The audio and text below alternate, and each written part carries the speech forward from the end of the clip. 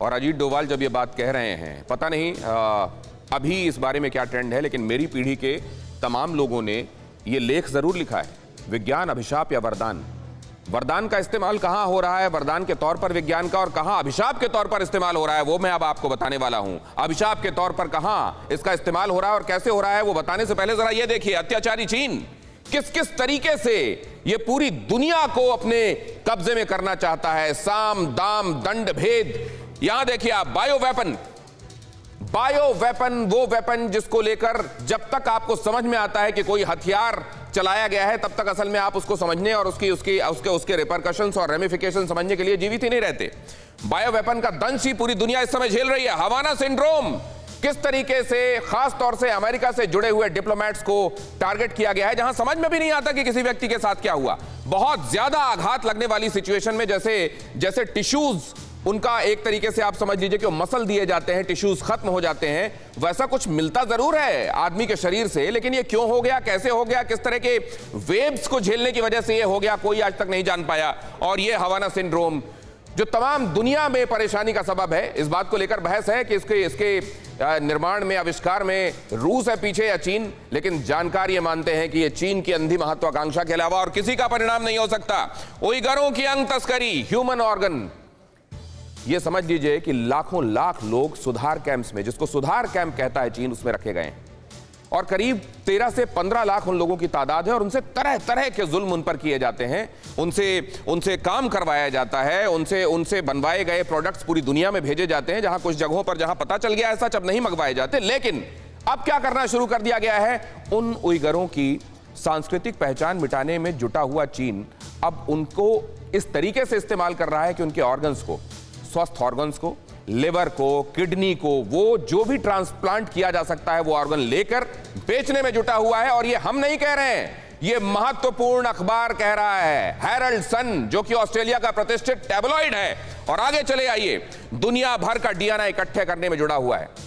आप जानते हैं कि अब ये इंफॉर्मेशन वॉरफेयर का युग है, इसीलिए आपके फोन से लेकर तमाम जगहों से इंफॉर्मेशन चुराने की कोशिशें की जाती हैं ताकि आपको पढ़ा जा सके, समझा जा सके कि आपका व्यक्तित्व क्या है, चरित्र क्या है, क्या पसंद है, क्या नापसंद है। लेकिन आपके डीएनए में किस तरह की सूचनाएं जीन के माध्यम से लिखी गई हैं, वो तो पता चलेगा जब आपका आनुवांशिक मटेरियल डीएनए, आरएनए इकट्ठा किया जा सकेगा। डीएनए और आरएनए इकट्ठा करके, उस पर शोध करके और दुनिया के खिलाफ कैसे इस्तेमाल किया जा सकता है, चीन इस प्लानिंग में लगा हुआ है। क्या है दुनिया पर नई आफत, पहले क्या थी और आज क्या है।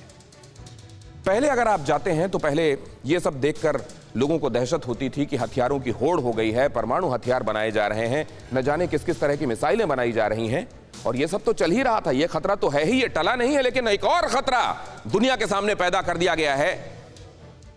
और ये जब से जेनेटिक रिसर्च होनी शुरू हुई, जब से वायरसेस के बारे में, बैक्टीरिया के बारे में पढ़ाइयां होनी शुरू हुई, तब से ये हो सकता था कभी भी, लेकिन ये दुनिया ने किया नहीं था, क्योंकि दुनिया को कहीं जाकर एक लाइन ड्रॉ करनी थी कि इससे नीचे नहीं गिरेंगे। चीन ने वो लाइन अपने लिए खत्म कर दी है।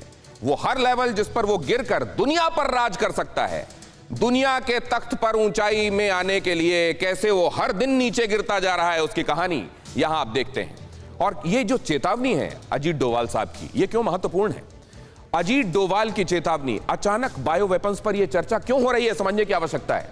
अगर यह बात कही जा रही है, पब्लिक प्लेटफॉर्म पर कही जा रही है, लोगों के सामने पब्लिक कंजम्पशन के लिए कही जा रही है, क्लोज डोर में नहीं, तो आप समझिए कि यह कितना महत्वपूर्ण है। इसलिए क्योंकि वायरस अब बनने वाले हैं जैविक हथियार, इसलिए क्योंकि अब ये आने वाले दिनों में आपको आम होता दिखाई देने वाला है। आपको याद होगा बीच में जब चीन की लाइन टो करने से कई मुल्क मना कर रहे थे, तो चीन के माउथ पीस अखबार ने क्या कहा था कि अगर ऐसा है तो फिर ठीक है, आने वाले दिनों में और भी ज्यादा बीमारियां झेलने के लिए, महामारियां झेलने के लिए आप लोग तैयार रहिए। इसका मतलब क्या है, इसका मतलब यह है कि पहली बार भी जब यह हुआ तो आप ही क्या किया हुआ, और आने वाले दिनों में इसीलिए आप इसको लेकर थ्रेट दिखा रहे हैं। बायो बिल्डअप की क्षमता राष्ट्रीय स्तर पर बढ़ानी होगी, अपने आप को कैसे तैयार करना है उसके खिलाफ यह देखना होगा। महामारी का खतरा किसी सीमा के अंदर तक सीमित नहीं है, सबको मिलकर इससे मुकाबला करने के लिए, इसके नुकसान को कम से कम करने के लिए तैयार होना होगा। डोभाल की चिंता क्यों है यह समझना होगा। पहली वजह यह है कि चीन पर कोरोना को पैदा करने का आरोप है। चीन की वुहान लैब में सबसे पहला मरीज मिला।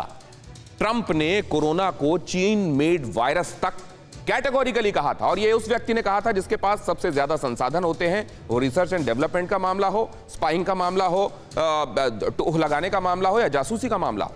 चमगादड़ों पर चीनी रिसर्च की बात भी सामने आई थी और यह भी सामने आया था कि एक्चुअली ये चीन का किया धरा ही है।